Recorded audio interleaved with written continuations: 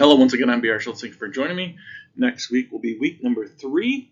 Today is January 12th, 2024. So I like to do these a week or at the end of the week before the new week starts so that I'm not looking at any futures or anything. So you know that I'm not basing my forecasts on current market data, but rather purely on forecasts. So last time we addressed the model's prediction of an early February peak in markets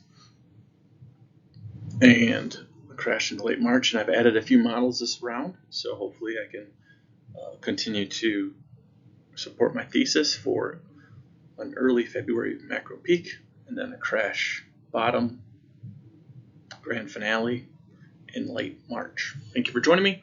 We've got about 346 weeks until what I believe will be the Great Depression, the kickoff of that, around Labor Day of the year 2030. So still again about 6.5 years out in time, but I think that's when some of the worst economic times and cultural times in America will begin. And I think that'll last between 5 and 7 years. I think one calculation I use says October of 2035. So it should be a good length of time if this forecast comes true. So again, I believe that kicks off in 346 weeks, and that should be like a grand finale peak of markets, I believe. So thank you for joining me, and let's move along. So to support my thesis for an early February peak, basically this is the original zigzag model that I created many years ago, and it holds a lot more forecasting abilities than I knew at the time, and I really didn't discover a lot of this until just recently, maybe this last 2 years, right? The 3 touch point theory. So this last week I was wondering if I could use 3 touch points on the zigzag for peaks, if it would pick out the macro peaks. And it seems to do a very good job at picking out macro peaks. You can see that 3 touch points yielded a macro peak at the end of 2021. You can see at the top that green dashed line going into end of March 2022. It picked out that point in time with 3 touch points.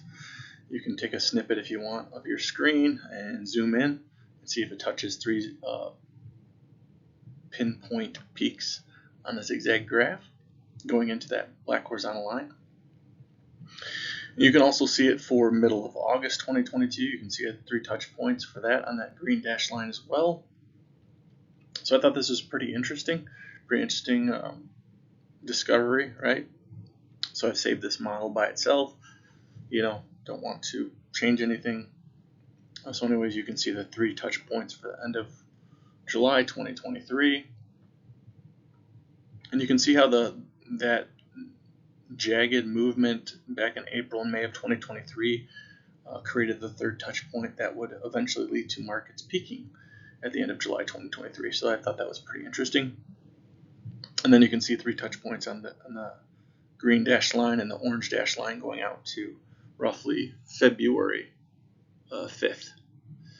But what's interesting in my view as well is if you zoom in again, you can see 3 touch points.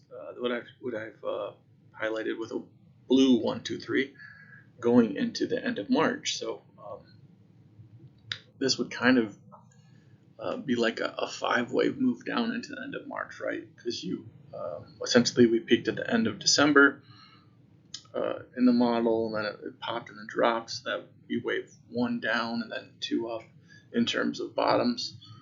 So essentially it popped up, created that touch point for a peak at the end of February, early March, and then dropped back down. So it's creating some type of, I believe, 5-wave structure. So we saw the peak at the end of December.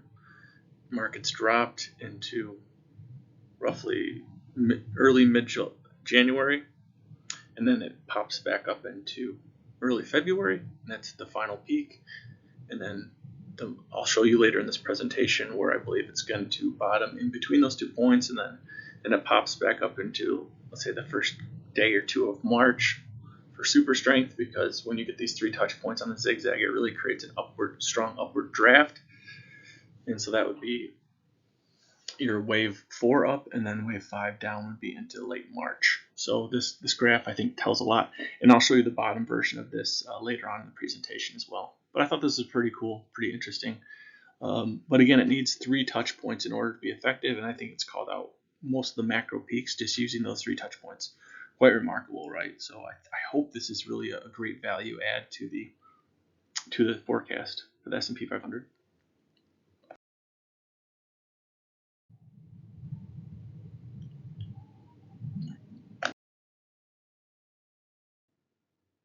Since the last presentation for week number 2, this is week number 3, obviously, for next week. The 15-minute model kind of threw out a nice 1, 2, 3 touch points for the purple wave, the MJ23 wave, also picking out roughly February 5th as February 5th, 6th. I think my official date is February 6th for the peak. So I believe the MLK holiday, market holiday, will, once it's removed from the data set, it will bump more towards the 6th in this view. So yeah, looking again, my official peak date is roughly February 6th. Now, some of you might say, well, this is awfully close to the Fed date. Why don't you call the Fed date? You could be right. I really don't know. But I think the majority of my models are calling for roughly February 6th. So let's keep moving on. This was one of the original 2-minute models that I used many years ago. I think I used it in the last presentation, so using this one as well.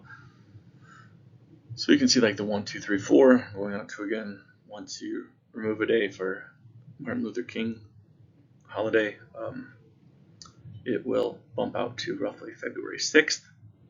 So I believe that'll be roughly the peak. So this would be the bottom in shorts or the peak in longs. So again, my thesis is that we'll hit a final peak in markets roughly February 6th, plus or minus a business day. Let's keep moving. This is a new model I've created. Essentially, the red wave is calling out peaks and the green wave is calling out bottoms. And that dark blue wave in the background calls out where the end of the bust is located or predicted to happen. First of all, with the red wave, you can see all the touch points going up to the top of the graph, so roughly February 5th. So I still believe that there will be a final peak of February 5th. And the green wave has 3 touch points with the light blue dashed line going out to, to roughly February 22nd. So I believe that there will be a bottom after the peak roughly on February 22nd. And again, if you remember from I think it was the first slide, I said that we would discuss where the bottom would be later in the presentation. So I think that will be right there on roughly February 22nd for the bottom of the markets. And then we pop back up into late February, or maybe even the first business day of March. For that 401k investment money comes in, pushes markets back up for wave number 4 up. And then you can see at the very bottom the dark blue zigzag line or graph, if you will, jagged line. Basically, you can see how it predicted roughly October 27th off those 2 points that fell below that black line horizontal at the negative 50 on the graph. And so if you follow that same trajectory and pattern here, it gives you a bottom near March 25th. So again, we would peak probably, in my estimation, my forecast around May the first business day of March, May the second business day, somewhere around there. And then we would actually we would crash or go down until roughly March 25th and hit our final bottom there. Let's keep moving. I showed this graph last time. I thought it was pretty cool, so I've just updated it. You can kind of see we're in wave 2 up now. The zigzag is popped with the market strength. So the teal, or I should say steel or grayish blue zigzag graph is now popped upwards. So it's like a wave 2 up.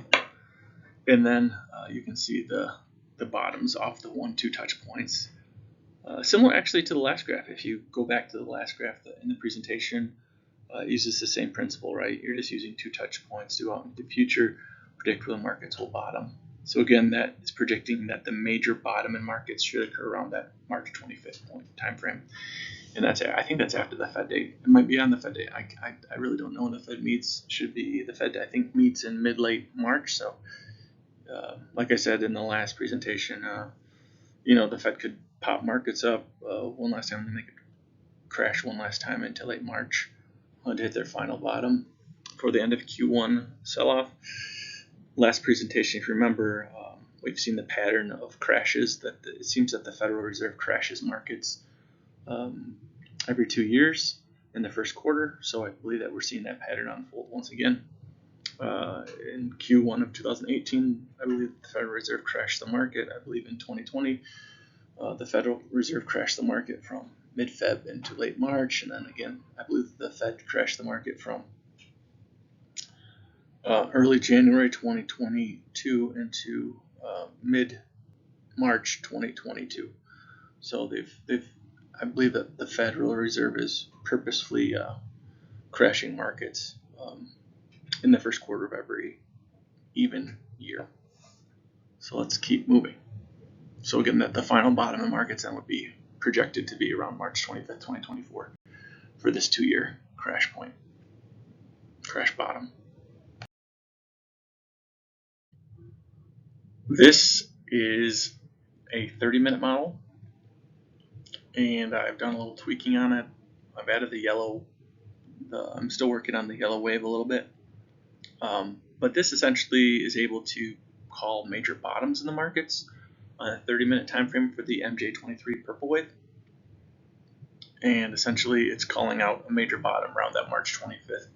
This one isn't as precise, but it gives you a rough estimate, so I try to use other models to try to fine-tune where it will be, but this seems to give a general consensus of where a major bottom should be. You can see the 3 touch points, the first being at the end of February 2023, second being early May 2023, and the third point being in mid-October 2023. You can see the 1, 2, 3, and then it hits the reset point in late March 2024. So I believe that's where the market will hit its final bottom for this cycle.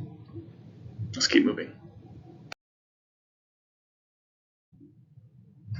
So this is the 10-minute algo. I've kind of done an overhaul of the algo.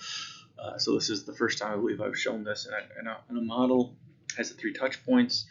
Essentially, this model is trying to argue that if the February 6th projected peak lands and hits the mark, then markets would crash into roughly February 22nd, and that's a Thursday.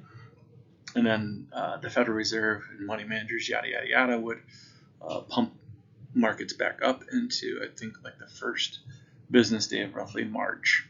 As we get closer to that time frame, then I can do a forecast for that. But essentially, all the 401k money and things of that nature flow into the market at the end of the month and push markets into the first business day. So I believe if I do go short in early February, that I would exit around the February 22nd time frame, then go long and ride that up into roughly March, whatever the first business day or 2 of March, and then short it into the end of March. But I do expect a pretty strong run up into that first business day or 2 of March, specifically because if you remember from the first slide, if you want to rewind the tape and go to the first slide that had the peaks in it, the zigzag with the peaks, it has a 1, 2, 3 count going out to very early March. So I believe there's going to be some type of major upside movement, if you will, into early March. Honestly, if you remember, what year was that? It may have been 2023 that we had some type of major sell-off into late February, and then we shot up rather strongly into like March 6th or something for a huge move up, and then we crashed back down in another week, and that's when we saw that the bank out west fail or whatnot, go under for the final bottom. And so I believe essentially it could be a similar type of date structure there, where we see markets hit a bottom around February 22nd, then pop back up into that first week in March, and then hit their final low in late March. So this is the forecast for week number 3 of 2024. So this is very similar to last week's forecast. So obviously I want to keep building week after week, so the story doesn't really change. Maybe I show you a few different graphs, a few different ways of viewing it, but always trying to keep a very similar forecast, so you know precisely where I stand. It's hopefully very gradable for you. You can look at my forecast and say either I was pretty close to accurate or I was wrong, but hopefully no middle ground. I want to provide very clear forecasts and not change my view very often. If I'm wrong, I'm wrong, and hopefully that helps. That should help me at least protect my trades a little better.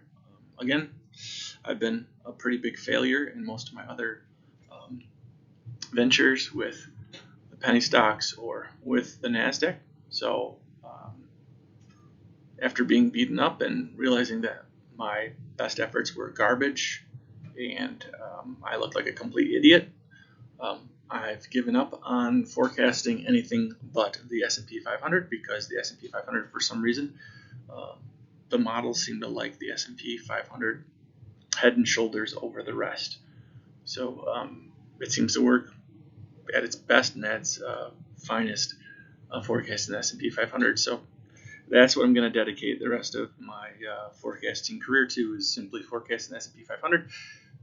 So every now and then you get people say, can you forecast this or forecast that?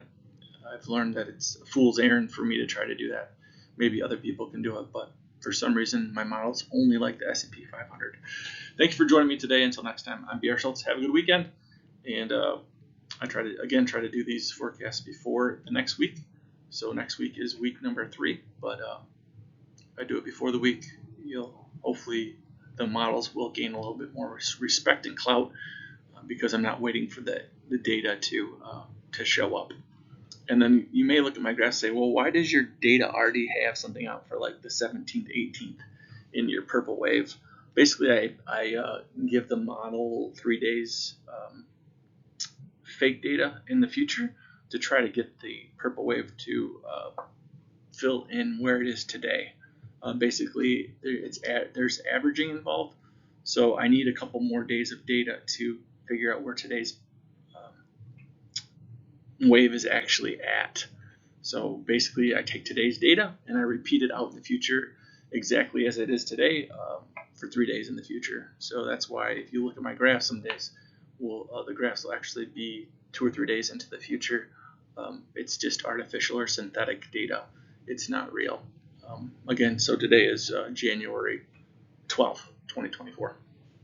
And I pay my respects to Martin Luther King for his life's work, what he stood for, and he gave his life for his brothers and sisters. And what a respectable man, very courageous, what a great speaker, very intelligent, one of the finest men in U.S. history. And so me and my family, we pay our deep condolences and respects to MLK, Martin Luther King, and all that he did, as well as Elvis Presley sang If I Can Dream song in honor of Martin Luther King. And so how fitting. So for those of you who celebrate Martin Luther King Day this coming Monday, it'll be a market holiday. I'm right along the side with you, paying my respects to such a great American. Until next time, take care.